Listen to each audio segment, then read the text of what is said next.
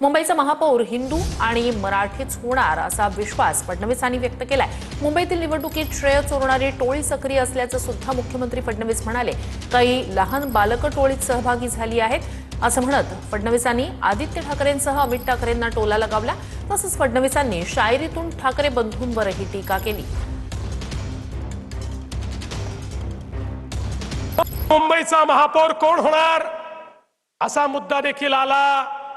मी परवा स्पष्ट सांगितलं, आता आमच्या एकनाथराव शिंदेजींनी देखील स्पष्ट सांगितलं, मुंबईचा महापौर महायुतीचाच होणार, मुंबईचा महापौर हिंदूच होणार आणि मुंबईचा महापौर मराठीच होणार।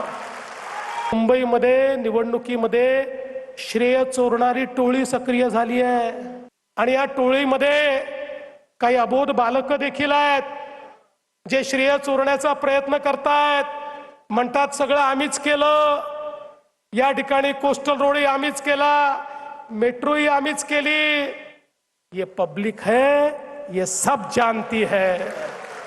अरे अर्ध्या रात्री ते मुंबईकरांना उठवून विचारलं, कोस्टल रोड कोणी केला, बीडीडी चाळीचा विकास कोणी केला, या ठिकाणी मेट्रोचं काम कोणी केलं?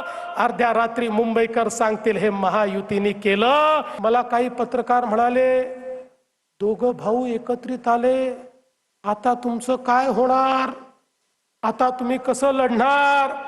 मी त्यांना सांगितलं, देखकर धुंधली सी ताकत हौसला हमारा कम नहीं होता, देखकर धुंधली सी ताकत हौसला हमारा कम नहीं होता।